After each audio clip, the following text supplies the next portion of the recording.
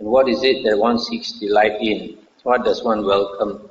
To what does one remain holding? One seeks delight in form or body, welcomes it and remains holding to it. As a consequence of this, delight arises. Delight in form is clinging. With one's clinging as condition, being comes to be. With existence with being as condition, birth. With birth as condition, aging and death. Sorrow, lamentation, pain, displeasure and despair come to be. Such is the origin of this whole mass of suffering. Similarly, one seeks delight in feeling, perception, volition and consciousness, welcomes it and remains holding to it. As a consequence, delight arises, etc. Such is the origin of this whole mass of suffering. This monk is the origin of form, the origin of feeling, perception, volition and consciousness. Stop here for a moment.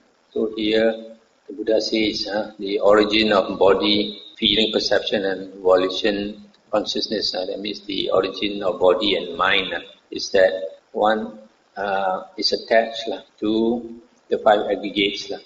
When one is attached to the five aggregates, being arises. If you remember the other day we read the 12 links of dependent origination.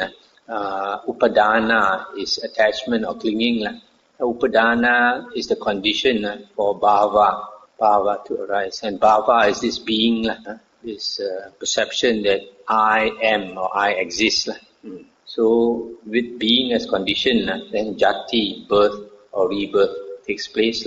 With jati as condition, then you have jara, marana, aging and death, and all the different types of suffering is the origin of suffering. So similarly, one is attached to feeling, perception, volition and consciousness. So being attached to it, then this attachment, upadana, gives rise to bhava. Similarly, of that. So that is how the five aggregates arise. The five aggregates arise from attachment, and attachment brings about being and then rebirth.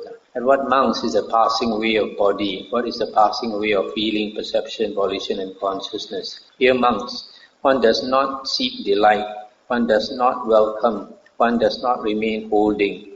And what is it that one does not seek delight in? What doesn't one welcome? To what doesn't one remain holding? One does not seek delight in body, does not welcome it, does not remain holding to it. As a consequence of this, delight in body ceases.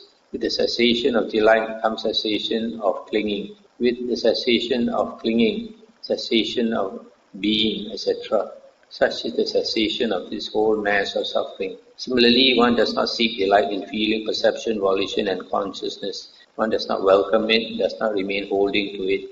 As a consequence of this, delight in the aggregate ceases, such is the cessation of this whole mass of suffering. This monks is the passing away of body, it is the passing away of feeling, perception, volition, consciousness. So this last part, the Buddha says, how does the body, feeling, perception, volition and consciousness cease? They cease when we do not delight in the five aggregates. Delight can be represented by craving. So if you have no craving, then the next link in the chain of dependent origination, upadana, the clinging also stops. When clinging stops, then bhava, being stops. And being stops, then jati, rebirth stops. When jati, rebirth stops, then aging and dying and the whole mass of suffering ceases. This is how body and mind, the five aggregates, cease. So remember the first part, the Buddha says, if you want to understand the five aggregates, you have to develop concentration. Because when you develop concentration, samadhi, especially the Buddha says, the perfect samadhi is the four jhanas. If you have the four jhanas, then the mind becomes so clear and the mind becomes bright. Then only you can see things as they really are. Then you can understand the five aggregates. You understand the five aggregates, then suffering will cease.